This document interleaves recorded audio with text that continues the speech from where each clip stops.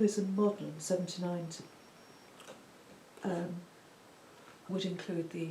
I would say that there are many people in the modern version of Hinduism who would respect and worship Vishnu as well, but they'd be more on the intellectual wing, and they wouldn't necessarily see Vishnu as like a god in the classic sense, and they wouldn't do the devotional stuff, the bhaktis, singing hymns to Krishna in the way that, say, modern Christians wouldn't necessarily go overboard with Christ worship. So they'd be more on the kind of intellectual Unitarian front, like Ram Ramahan Roy, who was a sage in 18th century India, who said that we Indians should learn from Christians. They've done things like abolish sati, they've abolished sacrifice, human sacrifice. So we Hindus shouldn't be so arrogant to think we know everything. We can learn from the West, we can learn from Christians. And he advocated something, he founded a new religious movement called Brahmo Samaj, which was an integration of the best of Christian and Western ideas with Hindu thought. His name was? Ram Ramahan Roy, who lived in the 18th century. And he was a modernist, so he's an example of what that box is about. And many, intellectuals, well-educated people, university-educated people in India would follow that. The Congress Party was really inspired by all that. Nehru and his colleagues wanted a new kind of India. They didn't want to slip back to sort of Hindu fascism, nationalism, and killing the other, which unfortunately some modern Hindus, inspired by the fascist movement, the RSS, which killed Gandhi, have done. They've reverted to a very primitive form of Hinduism. I'd like to see more of the intellectual kind. An example is Radhakrishnan. Radhakrishnan was the president of India. His name, Radhakrishnan, shows he's a Vaishnava. But he wanted a new, peace-loving, wisdom-based India, not a sort of a crazy fascist state which is torturing and killing Muslims in Kashmir or wherever they can find them these days. He wanted a modern India. And he was also a very great philosopher, and he lectured at the University of Oxford. Bless him, I never met him, but my colleague, Professor Gavin Flood, was head of Hindu studies at Oxford, and I've been there and given talks and stuff. Also, I should just mention that one can also put in box 767 into Vaishnava Krishna, because Gandhi himself was born into a Vaishnava family. His mother was a follower of Vishnu, and she taught a very moderate, intelligent form of Hinduism. She instilled in young Mahatma Gandhi ethics of fundamental Hindu faith and a sort of intellectual tolerance. And Gandhi came to realize that all the spiritual paths are a unity. So he would love the periodic table. I was educational director of the Gandhi Foundation in London for 10 years or something, and I met people that had known Gandhi. They were some of the most intelligent, humane, compassionate people, and Gandhi was a Vaishnava, but in a modern, truly inspired sense, who said that all wisdom is one, which is why he supported the Theosophical Society, and why Annie Besant, which is another, you could almost say some of them are like Vaishnava followers. Certainly Krishna is important in Theosophy, which is a new religious movement, where's Theosophy gone? Oh, it's in the esoteric column, so it's 123. Krishna's revered in theosophical circles as well. So yes, so an interesting tradition, and like all religions, there's the sort of the conservative, dyed-in-the-wool, narrow-minded lot that sort of got to worship Krishna and nobody else. You've got to do it this way, and you've got to do these motions, versus the ones that say, no, you've got to worship the spirit behind Krishna. If he was alive today now, what would he be teaching? What would he say about the Ukraine war and stuff? You've got to take the teachings and contextualize them. philosophically. And that's kind of my position, you know. Okay, that was a good one. Let's have maybe one more. So we've had Plutos and Krishna. That's quite cool. Let's see what the third one is.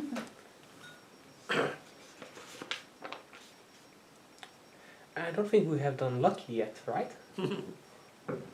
Loki, the Norse god, the Nine of Air. Naughty Loki, there he is, plotting some mischief and trouble. Yes. So Loki is the Nine of Air. He's very clever, very, very intellectual.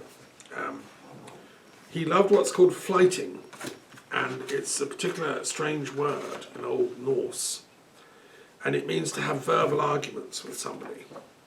Flyting. And Loki was always doing this with the other gods.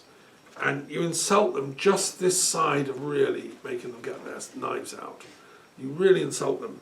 And then the game is they insult you back. And who can drive the other guy to lose their temper is the winner. If you keep your cool and you just flight back, then that's the game. I have to say as a teacher that modern teaching in schools is a bit like flighting. The kids insult you to just this side of being expelled, and then you kind of insult them back subtly and using wit, but without like saying anything really outrageous. Teaching is like a flighting. And so Loki was a very clever god. He's presented in the amazing retelling of the Thor story. And you're never quite sure about whose side he's on. He's always on his own side, really. He was the son of a giant, Farbauti, and Laufey, who's mentioned as a goddess. Other traditions say he was the brother to Thor. He marries Sigyn, and they have a son, Narfi. But he also falls in love with a giantess called Angreboda. And he becomes the father of Hel, Hel, who was a goddess. She was the goddess of the underworld and the origin of our word hell. So certainly, unless you're a Loki devotee, you're going to be slightly cautious about what Loki's up to. But he plays a canny role in the tales, and in the text I've given lots of the stories that have come down in the Old Norse sagas, where he sort of bends with the wind. You sometimes think he's on the baddie's side, but actually normally he turns up in the nick of time on the good side. There's a retelling of some of his legends going on Netflix. They're making the new series, which is quite good, about Thor coming back to life as a 21st century Norwegian young man who's got these strange supernatural powers. That's another interesting retelling. So he's a shapeshifter. Sometimes he can take the form of a salmon, a mare, even a fly, or an elderly old woman called Thok, which means thanks. He made one very bad ethical mistake. He engineered the death of the god Balder. And he arranges, because it was said Balder will never die except with a mistletoe. And they're so little mistletoe berries that can't kill it. But actually, Loki made a dart out of a mistletoe, and it was thrown at Balder. And so he was then punished. And, he was... the other place where you'll see all this told is the Vikings series on Netflix, where the character Floki is really a take of Loki. And he appears in many of the rune poems of the old Scandinavians and the Anglo-Saxons. He can fly, and he's appropriate as a Nine of Air card. People are trying to work out what the name Loki means. Where does it come from? One etymology that I find most useful is it's related to look, which means knots, hooks, and locks. It's related to our word lock. Locks are very complex, and Loki is, he's got the keys. Lock means a bolt or a bar. And so Loki might be the guy with the keys that keeps us all locked in, and we have to somehow get the keys off him. Also, Loki could be connected with his role as the one that closes the locks. And he's involved in Ragnarok, the closing time of the gods, when all the gods eventually get killed. But they come back and they're reborn. His other famous thing is the world serpent, which he is responsible for, bringing into being. He's connected with that, and some people say that stands for the Ouroboros, the completion of time. So the Ragnarok story is just like the next turn of the cycle of being. It's not like everything's going to die. It's just, the evil dies. And that's the point of Kali Yuga from the Hindu perspective. Kali comes in at Kali Yuga to defeat evil. So maybe Loki is a good god taking on the sin of the world to defeat evil. Anyway, I've given interpretations in some length in the text about Loki. And I discovered something else interesting when I was doing the research for it. That there's a thing in modern science they've discovered.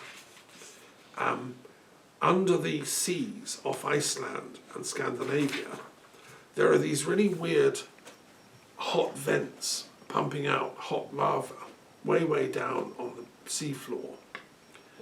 And these are called Lokis. Modern geologists have named them Lokis. And we've discovered, I don't know, about 10 of them on the seabed. And it looks like very primitive life forms emerge there.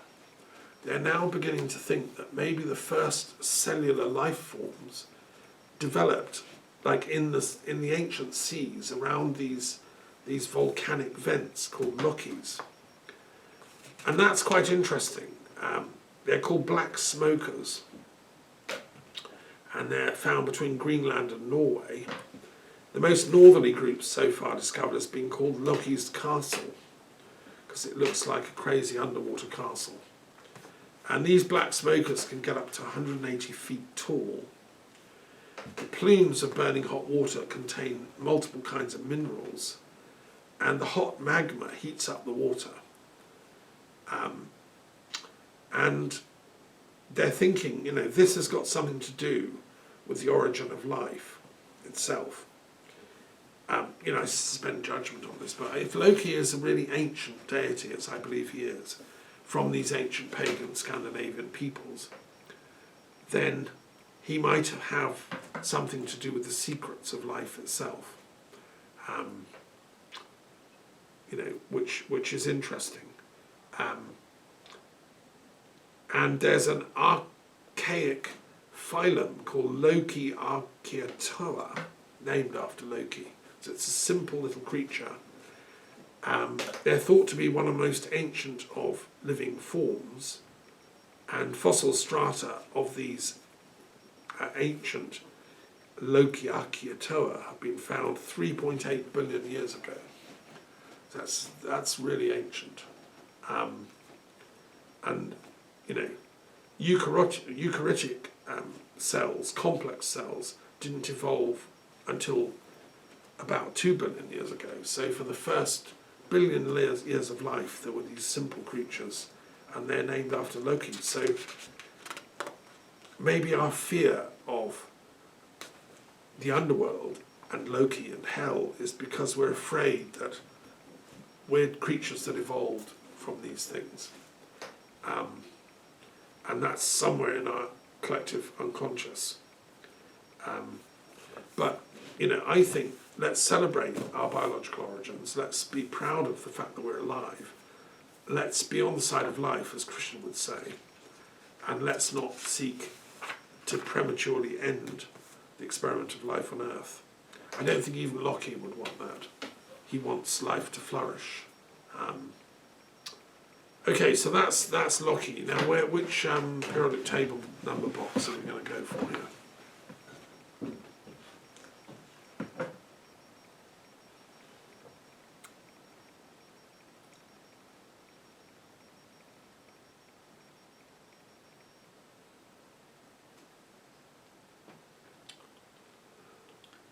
Primal, Norse, Germanic, 22. Yeah. Right, we're agreed. Yeah, that's it. Yes. So, box number 22 is the Norse or Germanic, ancient pagan or primal religions. I estimate there's about 250,000 full paid-up members nowadays.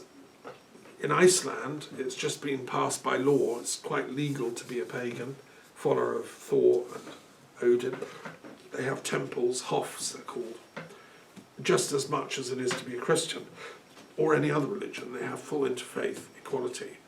And in fact, in ancient Iceland, when Christianity first came to the island, it was already a pagan culture, and there was a bit of a trouble because the Christians were coming and saying, you all got to convert to Christianity or you go to hell. Pagans are saying, we don't like the sound of that, can you leave our island please? And little fights were breaking out and outbreaks of disturbance.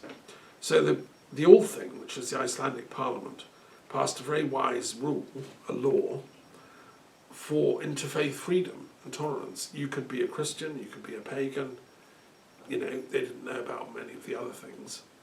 And that's fine, you're a good Icelander, but you have to stick to the laws. You can't go around killing your wife's brother or, whatever. You just have to be a good person. And it doesn't matter what faith you follow. So Iceland is one of the pioneers of interfaith harmony. We've just had the World Parliament of Religions in Chicago. I'm sure there were quite a few Norse Germanic pagans there.